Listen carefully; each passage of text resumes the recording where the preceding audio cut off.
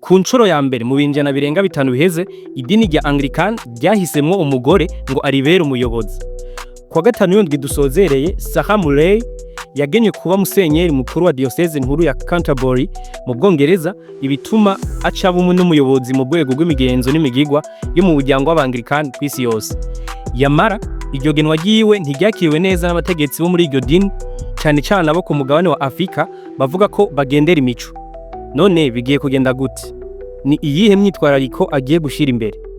Uyu mukenyezi Sarah Mullally yagenywe inyuma yuko idini rya Anglicane ritariherutse gutwarwa n'umugore haraheze imyaka 1400.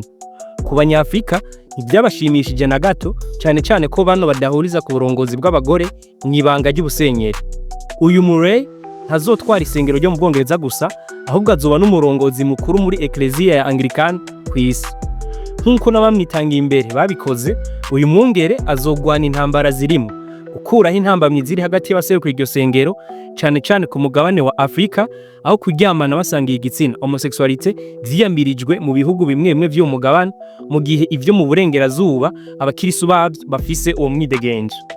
Mw'ijambo yashikirije ubwa mbere kuri Canterbury Canterbury, uwo yahoze ari umuforomakazi imyaka irenga 63, yaragarutse ku gitero cyahitanye ubuzima bw'abantu babiri mw'isengero ry'Abahudi ry'i Manchester mu buraruko bw'Ubwongereza ku wa kane, ndetse hagakurikira n'ibyaha bihungabanya agateka kazina muntu, aho ngo hari n'abashurashuje.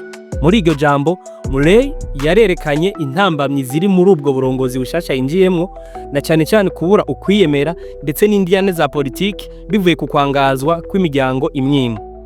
Uyu asanzwe ari musenyeri kuva mu 2018.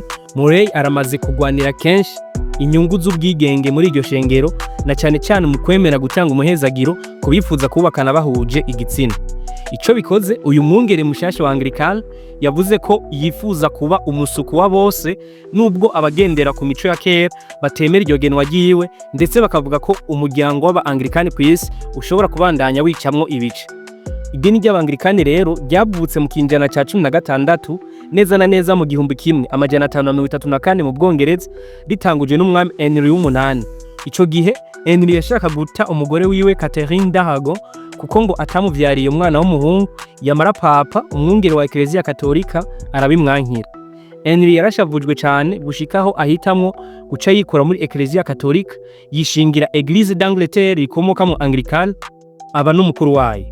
Iryo dini ry'Abanglikane ryavutse rikora nk'irya Katolika mu buryo bumwe, ariko ridakurikiza amategeko y'i Roma kwa papa. Uyu munsi kw'isi yose iryo sengero riharugwamo abarenga miliyoni 85. Iri genwa ry'uyu mukenyezi muryakira gute?